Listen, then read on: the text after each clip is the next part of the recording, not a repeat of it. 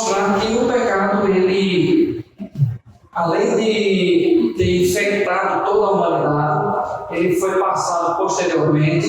Então nós nascemos e desenvolvemos essa enfermidade chamada pecado, essa enfermidade espiritual, e só tem uma cura. E pensando nessa cura, nesse antídoto contra o pecado e suas consequências, é que hoje eu vou falar sobre Jesus, o Salvador do mundo. Agora, é interessante pensar que o mundo sempre clamou por um Salvador.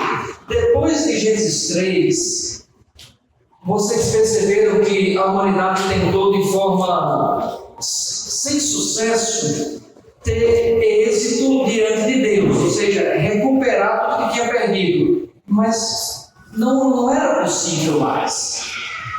Então, por conta desse erro, eles acabaram buscando para si ídolos no seu coração. E esses ídolos são extremamente materializados por essa busca, por esse desejo de um Salvador. Você tem desde a mitologia grega, os deuses, os semideuses, os titãs, tudo isso é a ideia de ter um Salvador, ter alguém que resolvesse a situação dos males do mundo. No mundo pós-guerra, a literatura, os HQs e depois os filmes também tentando oferecer a ideia de um Salvador do mundo que viesse, inclusive extraterrestre, que é a ideia do Superman. Um cara que vem, não é da Terra, mas vem salvar o mundo. Você tem um grupo, os Vingadores, os mais antigos sabem, e lembram da Liga da Justiça. A televisão, quando vai surgir, vai também enfrentar essa questão. Certamente é do tempo do Gabriel, Dragon Ball Z. Gabriel é da geração Dragon Ball Z. E qual era do Dragon Ball Z? Gohan e Goku tinham que ser os salvadores, né? Qual era a dificuldade? Goku não queria fazer fusão com Gohan. Ou seja, esse desejo, um filme oriental, né? Não é do ocidental, a ideia de querer um salvador do mundo. Os games, videogames, também traz a ideia de um salvador, de um herói. Quem é que não jogou Street Fighter? Nós temos um herói brasileiro lá, o Blanca. Você lembra qual é o poder do Blanca? Alguém reclamado aqui sorrindo. Fez muito carro além do Nintendo, né? Para fazer o Blanca que dá choque. E aí, queridos, parece besteira, mas a mitologia grega, a televisão, a cultura, ela quer influenciar para que você fortaleça esses ídolos. A nossa literatura tem Macunaíma, o herói sem caráter do Brasil. Eu acho que é o único herói brasileiro é o Macunaíma, e é uma figura muito injusta. Não se engane, esse desejo por um Salvador também influenciou a política. E aí nós temos duas posturas populistas no nosso Brasil contemporâneo, tanto de direita quanto de esquerda, que se oferecem como Salvador, como a solução, mas não tem solução para o problema da humanidade. Nenhuma solução humana. A única solução é o Senhor Jesus. Então, pensando nesses heróis, talvez só resta nos fazer aquilo que as vítimas faziam quando queriam invocar o Chapolin Colorado. E agora, quem poderá nos ajudar? E com certeza, só há um Salvador do mundo. Então, queridos, abram suas Bíblias em João, capítulo 4. Eu vou ler inicialmente os versículos que traz a base para o tema dessa mensagem, que é João, capítulo 4. Eu vou ler o versículo 41 e o 42. Depois da leitura, permaneça com a sua Bíblia aberta nesse texto, para que oportunamente consultemos. Evangelho de João, capítulo 4, versículo 41 e o versículo 42 diz assim: E por causa da sua palavra, muitos outros creram. E disse a mulher: agora cremos não somente por causa do que você disse, pois nós mesmos o ouvimos e sabemos que este é realmente o Salvador do mundo. Oremos. Senhor nosso Deus, nós louvamos o Teu nome, nós Te adoramos, nós engrandecemos o Teu poder e a Tua soberania e reconhecemos a nossa fragilidade, a nossa fraqueza, Senhor. Somos pecadores, somos o barro. E a nossa súplica é que o Teu Santo Espírito fale aos nossos corações, ó Deus. Que o Teu Santo Espírito tenha total liberdade de nos confrontar, para que corrijamos alguma coisa que eles nos apontam que está errado, ou para conforto, Deus. Que seja feita a Tua vontade, essa é a nossa oração, e nós a fazemos no nome santo de Jesus. Amém. Amém. Bem, Jesus como Salvador do mundo, Ele salva independentemente de rixas políticas ou geográficas. O Salvador, o único que pode salvar, ele não está limitado a uma geografia, a um local. E ele não perde tempo com rixas políticas. Então, do versículo 1 até o versículo 4 do texto que nós lemos, vai apresentar bem essa verdade. Diz assim: os fariseus, que era um grupo religioso da época de Jesus, um partido religioso, os irmãos que estão frequentando a EPD sabem muito bem deles, nós já vimos falando sobre eles há um tempo. Eles ouviram falar que Jesus estava fazendo e batizando mais discípulos do que João o Batista. Aí o evangelista João esclarece no versículo 2: embora não fosse Jesus quem batizasse, mas os seus discípulos. Quando o Senhor ficou sabendo disso, saiu da Judéia e voltou uma vez mais para a Galiléia. Gente, a gente lê isso aqui e passa despercebido, mas a região onde Jesus nasceu, especialmente Judéia e Galiléia, não se misturavam. Era tipo Flamengo e Fluminense, não podiam estar no mesmo lugar. Corinthians e São Paulo, não dava certo. Havia uma despeita ao longo da história que eles não queriam conversar com o outro. Judéia, ao sul, cidade de Davi, cidade do grande rei, a capital Jerusalém, todo mundo ia lá, era o local mais importante da região. Um local com uma projeção política, cultica, ou seja, todo mundo ia para o sul, lá era o lugar. Já a Galiléia, minha gente, uma região fronteiriça com a Síria, lá no norte, e por ser uma região fronteiriça, sofreu uma influência dos pagãos. Era um povo híbrido, porque antes de Cristo já tinha sido levado para o exílio, misturado, não queria conversa. O judeu raiz não queria conversa com o galileu, de jeito nenhum. Mas o texto deixa bem claro que Jesus sai da Judéia e vai para a Galileia. O que é que eu acho interessante nesse texto bem aqui? É o versículo 4. Era-lhe necessário passar por Samaria. E o nosso texto português não traz isso, mas no original traz a ideia assim daquilo que está oculto. Esse necessário era porque Deus tinha um plano para que o Senhor passasse em Samaria. Era necessário, era indispensável. Nós sabemos que havia 3 rotas para Samaria. Você poderia ir pela costa, porque Samaria fica no meio. Então vamos lá: norte, sul e no meio da Samaria. Você podia vir pela costa, era mais distante. Você podia vir pela Peré, por aqui, pertinho, por outro lado. Mas não. Passar por Samaria era o caminho mais curto. Sei lá, se fosse hoje você colocasse no GPS, lá no Waze, ia fazer 3 rotas. A mais curta era por Samaria. Só que os judeus evitavam essa rota. E a grande questão é por que era necessário passar por Samaria? Se o galileu já tinha uma despeita, eles não se misturavam com o judeu lá do sul, o samaritano era um povo ímpio, era um povo judeu gentil. Eles não queriam conversa de jeito nenhum com o samaritano.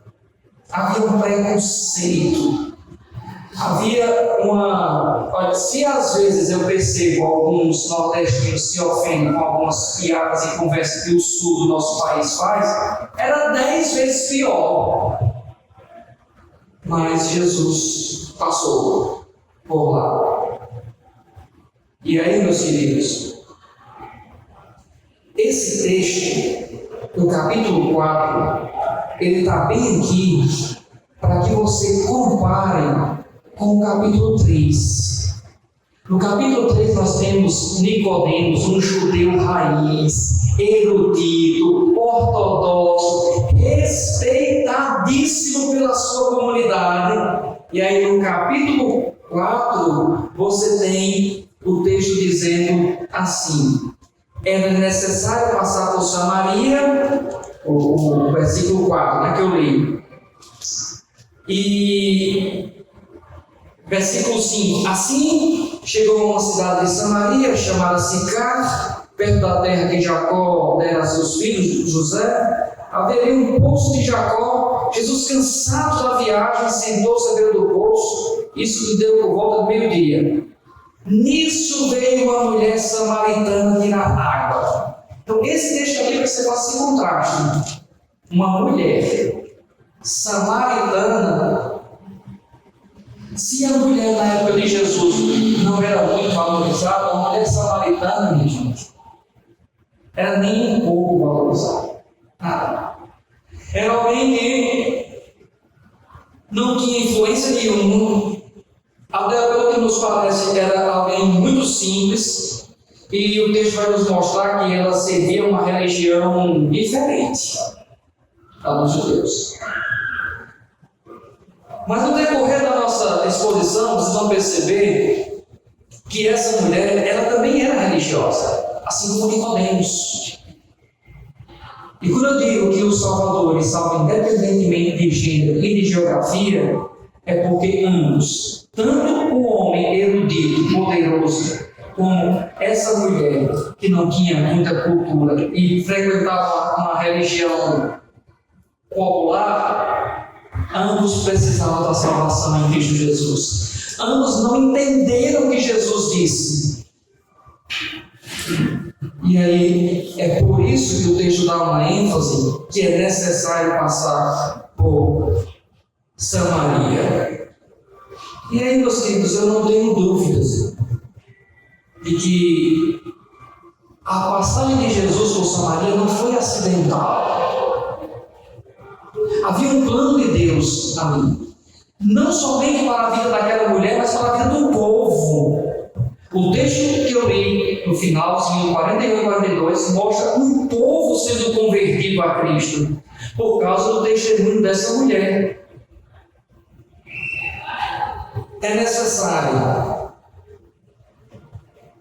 Eu tenho certeza que esse era o lugar perfeito para o chamado ao arrependimento. E olha que eu nem toquei no assunto de quem era essa mulher. O que eu quero trabalhar é que, às vezes, nós somos preconceituosos. Nós achamos que certas geografias não devem ser alcançadas com tantas facilidades. Nós elegemos geografias mais importantes do que outras.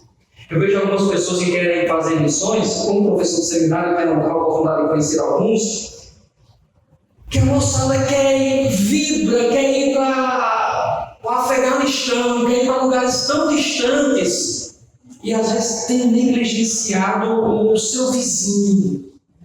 Custa me compreender como é que você quer ganhar alguém tão distante de você, mas não sequer treina com o mais próximo. Era o que está acontecendo com o judeu. Se o judeu está lá, mas não queria passar a mensagem para nem para as pessoas de Samaria, muito menos para o galileu.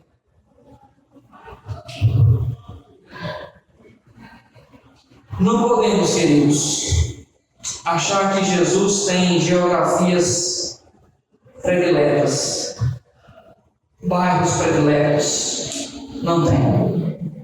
Ele veio para salvar todos. Do erudito ao incauto, do rico ao pobre, do gordo ao magro. Não sei se de feio, bonito, mas esse é o Salvador do mundo, que não escolhe geografias e que também não escolhe rixas políticas. Imagine se Jesus fosse lidar com essa situação política, minha gente. Não vamos para Samaria não, porque vai dar treta, o povo lá não gosta. Não vamos odiar. Vamos passar por lá. Quem mora ali também precisa de ser salvo em Cristo Jesus. Mas vamos adiante. O texto vai falar que Jesus, o Salvador do mundo, ele salva independentemente de gênero e da conduta pecaminosa da pessoa. Vamos lá, versículo 7 adiante. Nisso veio a mulher samaritana tirar água. Disse-lhe Jesus: dê-me um pouco de água. Eu fico bem imaginando a surpresa dessa mulher. Ela vai num momento que não tem ninguém, cerca de meio-dia, e aí encontra um homem distante. De longe ela deve olhar e dizer assim: esse homem não é daqui, não está vestido desse jeito. A surpresa deve ter sido grande, mas maior ainda foi a surpresa dele ter puxado o assunto com ela. Versículo 7, Jesus disse assim: dê-me um pouco de água. Aí o versículo 8 diz que o discípulo tinha que sair para comprar comida. Versículo 9, vamos ver a reação da mulher. A mulher samaritana lhe perguntou: como o Senhor, sendo judeu, pede a mim, uma samaritana, água para beber? Aí tem um parênteses, pois os judeus não se dão bem com os samaritanos. Gente, um rabino não podia conversar com uma mulher sozinho. Aí você imagine a situação de não tinha ninguém, e se essa mulher está indo tirar água no momento em que não tem ninguém, alguma coisa tem errado, que o texto vai nos dizer lá na frente. Por que ela ia nesse horário que não tinha ninguém? Jesus ele vai quebrar aqui uma barreira cultural muito forte. O texto deixa bem claro que o judeu não se dá com os samaritanos, mas Jesus, além de estar no local certo, ele puxa o assunto. O ponto de contato. Qual é o ponto de contato? Ele deu um pouquinho de água. Prosseguindo, versículo 9. A mulher samaritana respondeu, versículo 10, desculpe. Jesus lhe respondeu: se você conhecesse o dom de Deus e quem lhe está pedindo água, você lhe teria pedido e ele lhe teria dado água viva. E aí, água viva não é aquele bichinho que dá na praia que queima a gente. Água viva para o judeu também não é uma água que fica assim dançando, não. A água viva é uma água corrente, uma água que flui. Certamente, por ser um poço, havia o que chamava antigamente de olho d'água, que minava realmente a água, não secava aquele poço. Então, essa é a ideia. Para o judeu, a água viva era isso. Versículo 11: disse a mulher: o Senhor não tem com que tirar água e o poço é fundo. Como pode conseguir essa água viva? Acaso o Senhor é maior do que o nosso pai Jacó, que nos deu o poço do qual ele mesmo bebeu, bem como seus filhos, seu gado? A mulher não entendeu o que Jesus estava dizendo. Da mesma forma que Nicodemos não entendeu quando Jesus usou a metáfora do nascer de novo. Ela estava pensando literal, enquanto Jesus estava falando do espiritual. Prosseguindo, versículo 13. Jesus respondeu: quem beber desta água terá sede outra vez. Você pode imaginar. E eu me preparei para pedir para o Ibrahim fazer esse desenho hoje. Ele não veio. Jesus apontando para o poço: quem beber dessa água aqui vai vai sentir sede novamente. Da mesma forma como nós sentimos sede várias vezes durante o dia. Embora o nutricionista diga que a gente tem que beber água, a gente só quer beber água quando está com sede, mas a gente deve beber água mesmo sem sede. Confere, filha? Beleza. Então vamos lá. Versículo 14. Mas quem beber da água que eu lhe der, nunca mais terá sede. A água que Jesus dá nos sacia completamente. Ela é algo que preenche completamente o nosso ser. Quem não gostaria de experimentar algo como isso? Ao contrário, a água que eu lhe der se tornará nele uma fonte de água a jorrar para a vida eterna. Ou seja, qualquer pessoa que deveria ter se ligado ao que Jesus está falando de espiritualidade. Água viva, tá bom, não entendi. Se você beber, não vai ter mais sede. Bom, também não entendi. Mas quando ele falou uma água a jorrar para a vida eterna, ela era para ter captado. Porque ele estava falando de uma situação espiritual. A mulher disse: Senhor, dê-me dessa água para que eu não tenha mais sede, nem preciso voltar aqui para tirar água. E ele disse: aqui é a parte mais dura. Vá, chame o seu marido e volte.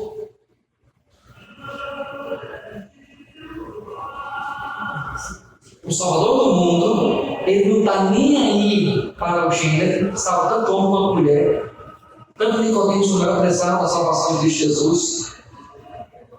Mas o Salvador do mundo leva em consideração uma coisa: o grande problema que eu preguei na semana passada, o pecado. Só que Jesus ele não faz assim: ó miserável pecadora, eu sei o que você fez na semana passada, eu sei o que você está fazendo na sua vida. Não, menina. De boa, o que Jesus diz? Vá, chame o seu marido e volte. Eita, meus irmãos. Aquela situação de, como é que o povo diz, eu queria enfiar minha cara no chão, aquela buraco que eu... Mas o confronto feito por Jesus é o mesmo confronto que Deus fez a Adão, e Adão tirou de bando de lado. Mas veja essa mulher incauta, que participava de uma religião totalmente tosca, alguém com a vida torta. Olha o que ela diz: não tenho marido, respondeu ela. Jesus diz: você falou corretamente dizendo que não tem marido. Aí Jesus agora ele expõe os nossos pecados, ele expõe o fato é que você já teve 5, e o homem com quem agora vive não é seu marido. O que você acabou de dizer é verdade. Disse a mulher: Senhor, vejo que é profeta. Aí muda de história. Ela agora vai falar sobre religião. O meu ponto aqui é que o Salvador do mundo, ele salva independentemente do gênero, homem ou mulher, e da sua conduta pecaminosa. Um adulto, alguém que estava vivendo de uma forma não elogiável. Queridos, como é difícil o povo entender que Jesus ele veio salvar gente, pessoas. Jesus não veio salvar o avatar. Não é um brinquedo, não é algo, não são pessoas perfeitas, são pessoas pecadoras. Agora nós observamos com muita facilidade o pecado do outro, mas temos uma dificuldade enorme de olhar para os nossos pecados. A bem da verdade é que Jesus ele expõe os nossos pecados. E ele faz isso conscientemente. Não para ridicularizar, não é essa a ideia. É que você se arrependa e peça perdão. É por isso que Jesus expõe os nossos pecados. O texto continua. Versículo 19 a 30. Eu quero destacar que Jesus salva independente de rixas religiosas. Estamos lá. Disse a mulher: se eu vejo que é profeta, nossos antepassados adoraram neste monte, mas vocês, judeus, dizem que Jerusalém é o lugar onde se deve adorar. Jesus declarou: creia em mim, mulher.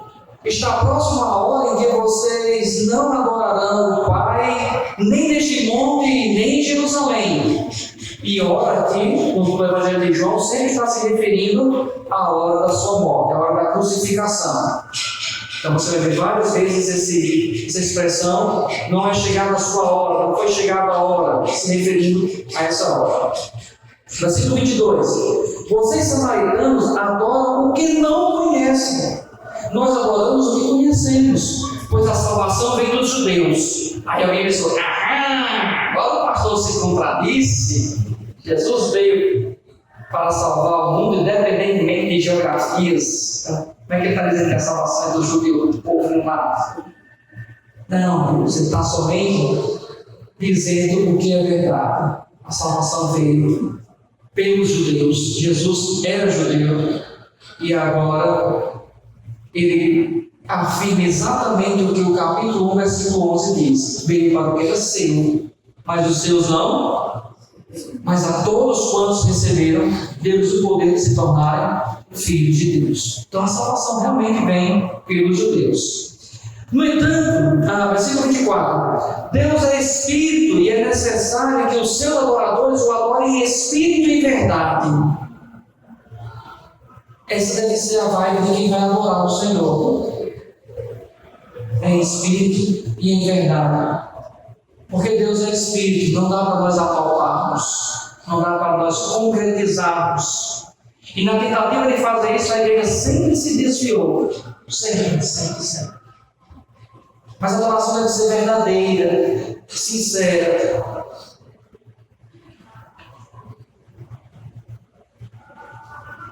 Versículo 25. Disse a mulher: eu sei que o Messias, chamado Cristo, está por vir. Quando ele vier, explicará tudo para nós. Então Jesus declarou: eu sou o Messias. Eu que estou falando com você. Queridos, vocês já pararam para pensar que a adoração não é um momento de entretenimento da igreja?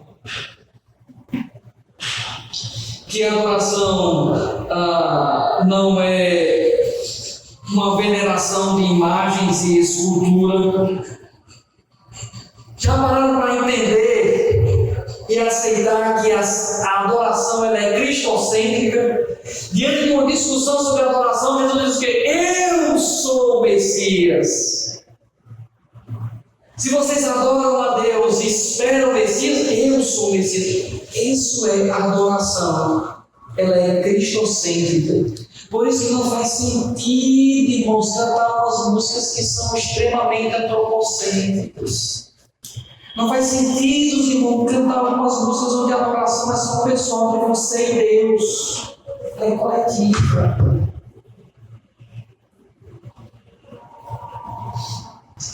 A música não serve para entreter os adoradores. Qualquer religião que consista apenas em formalidade, sem fundamentação nas Escrituras, é absolutamente inútil. Nós confundimos normalmente a adoração com religião ou espiritualidade. E a época em que nós estamos vivendo é uma época em que as pessoas querem espiritualidade, mas não querem o Cristo, não querem o Salvador. É mais ou menos uma espiritualidade do Harry Potter. Expelliarmus, Wingardium Leviosa. É mais ou menos isso. Palavras de ordem, palavras de ânimo. Eu quero essa espiritualidade que mexa comigo, que me coloque para cima, que me faça rir, mas confrontar o meu pecado, dizer quem eu sou, não, isso também de Deus não. É tosco, gente, não é bíblico.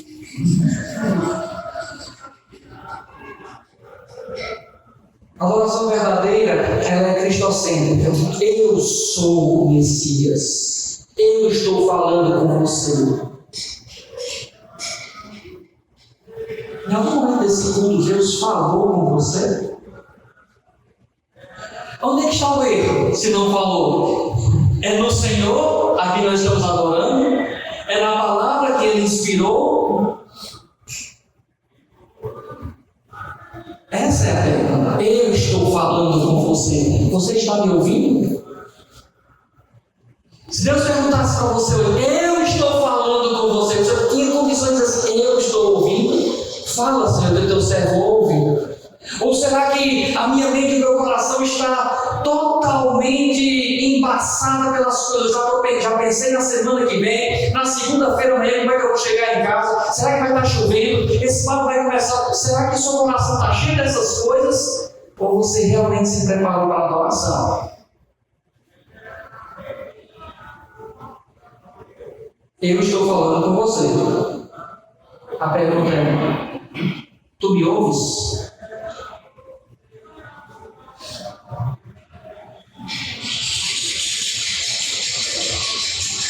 E por último, o Salvador do mundo salva quem nós menos esperamos. Porque é claro que o texto posterior vai dizer que Nicodemos ele vai dar sinais de que foi uma pessoa convertida. Mas você vai notar uma diferença em que Nicodemos ouviu aquela conversa e acabou. Você vai aparecer só no capítulo 8, se eu não me engano. A mulher sai desse encontro levando a mensagem para os outros. E aí eu já falei tantas vezes isso que eu fico até constrangido em dizer novamente. As pessoas acham que evangelizar é você conhecer teologia, você conhecer a Bíblia. Não! Evangelizar é você dizer aquilo que Deus fez na sua vida para o outro, através de Jesus Cristo. E aí com o tempo você vai aprendendo.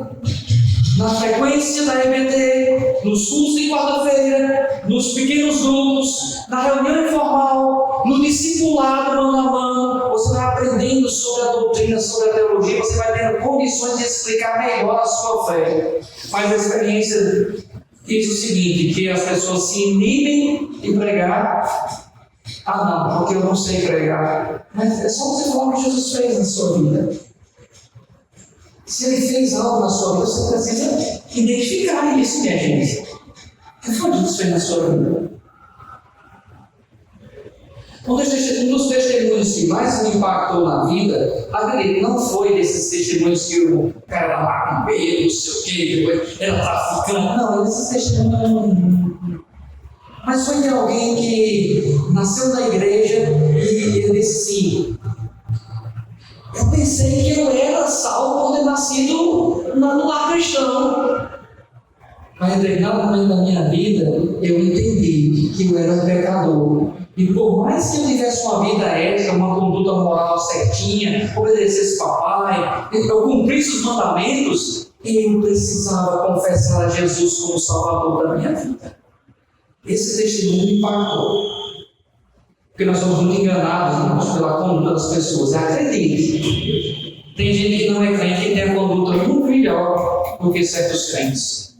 Muito melhor. Não é a conduta, é o coração. Então o Salvador ele salva quem menos a gente espera. Versículo 39. Muitos samaritanos daquela cidade creram nele por causa do seguinte testemunho dado pela mulher. Ele me disse tudo o que tenho dito, tudo o que tenho feito. Olha o testemunho da mulher. Ele me disse tudo o que tenho feito. Foi só isso. E o povo creu. Acho interessante que o pastor Lacerda sempre diz isso e eu acho legal quando ele fala. Pessoas que eram convertidas na pregação assim que ele se converteu. É porque é a graça de Deus, gente. Não são os meus talentos, não é a minha oratória, não é essa graça de Deus. Se nós não falarmos, se nós não dermos um testemunho, se nós não evangelizarmos, dificilmente nós vamos dizer que alguém se converteu. Eu conheci uma história de alguém que foi convertido por um crente desviado. Estava desviado do Evangelho, vivia indo no bar, tomar uma cachaçinha, começou a evangelizar o dono do bar. O dono do bar se converteu. E aí, quando o dono do bar chegou para mim e conversou, disse que era crente, agora tem algumas profissões que não glorificam a Deus. Você vai ter que fechar esse seu bar. Mas vou dizer que você vai ter que crer em Deus. Não é que o cara fechou o bar mesmo e transformou numa lanchonete? Até hoje, ele é um crente firme. O desviado nunca voltou para a igreja, minha gente. Você não tem como a gente entender isso, a não ser se explicando de forma jocosa que se Deus falou pelas mãos de Balaão, não vai falar para alguém que tem toda. Então, o testemunho simples dessa mulher é o pessoal crendo. Versículo 40. Assim, quando se aproximaram dele, de Jesus, os samaritanos insistiram em que ficasse com ele, que ficou 2 dias. E por causa da sua palavra, muitos outros creram. Interessante que eles poderiam ter ficado só com o testemunho da mulher, mas não. Eles queriam ter comunhão com Cristo. Havia um desejo de pegar a fonte primária. E aí tem um texto que dá o tema desse sermão. E disseram à mulher: agora cremos, não somente por causa do que você disse, pois nós mesmos ouvimos e sabemos que este é realmente o Salvador do mundo. Às vezes nós cremos inicialmente pelo testemunho de alguém, mas você precisa ter a sua experiência de conversão, gente. Você não pode se alimentar diariamente pelo testemunho dos outros. Você tem que ter o seu testemunho. Então Jesus salva aqueles que a gente menos imagina. Você imagine uma mulher como essa dando testemunho. Qualquer um de nós, mas se a mulher samaritana fosse convertida aqui na metropolitana e dissesse que ia evangelizar, eu acho que ele dizia: não vai se converter ninguém, não. Porque às vezes nós temos essa peça. Não vou falar com meu marido, não. Nós vivemos uma espécie de evangélico, pressuposição evangélica. Não vou pregar, não, porque meu marido já é crente. Me prega o evangelho para ele, vai que não seja. Não vou pregar para o meu filho, não, porque eu acho que ele é crente. Ele não volta um pouco, me pregue, vai que ele não seja.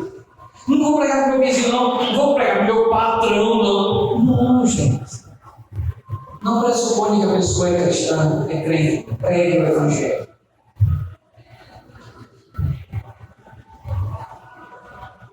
Então, eu tirei algumas lições, só para sintetizar o que eu quis dizer nessa noite. A primeira delas é que o Salvador do mundo, ele nos satisfaz plenamente. Não sentimos falta de nada. Fora de Cristo não tem salvação. As religiões, os líderes não podem nos satisfazer. E nesse mundo plural, só Jesus pode salvar. E Ele nos preenche. Acredite, Cristo nos preenche. É inútil essa busca por satisfação em qualquer outra coisa. A teoria de Maslow vai dizer que você tem uma hierarquia de necessidades fisiológicas, comer, beber, depois necessidades de relacionamento, mas a busca real nunca vai satisfazer essas coisas, nunca. Cristo, Ele preenche plenamente a sua vida, e você precisa crer nisso. Nenhuma religião satisfaz plenamente. Todas elas trabalham com meritocracia. E no caso dessa mulher marginalizada e imoral, o que ela poderia oferecer em troca da salvação? Nada. Absolutamente nada. Somente crer. O mesmo princípio é válido hoje. Lembra do que Jesus disse? Crê em mim. Esse é o princípio para a salvação. E por último, somente a conversão pessoal traz satisfação plena. Ao ouvir o Evangelho, o Espírito Santo produz arrependimento, fé e desejo de estar em comunhão com Cristo. Hoje funciona da mesma forma. A única diferença é que a comunhão com Cristo se dá através do seu corpo, que é a igreja. Então desconfie, tem também que desconfie de pessoa que não gosta de café, né? Desconfie de um crente que diz assim: eu sou crente, mas não sinto falta da igreja. Não é história de pastor, não, gente. Qualquer teólogo respeitado e crente, ele vai entender e desenvolver de Gênesis a Apocalipse, que é a única forma de você ter plenamente comunhão com Cristo é no seu corpo, que é a igreja.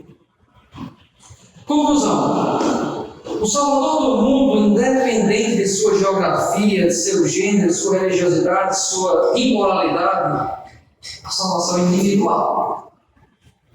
Ele veio para salvar o mundo, mas não é coletivo, não. É individual. Cada um vai tomar a sua decisão. Jesus nos confronta no mais íntimo, evidencia nossas necessidades e nossos pecados, e depois disso ele faz um convite: creia em mim. A sua exposição não é para ridicularizar, mas para levar a crer. Se você crer em Cristo, ele satisfará a sua alma, e a semelhança com os samaritanos, você expressará que Jesus realmente é o Salvador do mundo. Aliás, eu diria que é muito fácil de dizer Jesus é o Salvador do mundo. Difícil você dizer assim: ele é o meu Salvador. Você sair com qualquer católico romano aqui, se perguntar Jesus é o Salvador do mundo, vai dizer que é. Agora Jesus é o seu Salvador.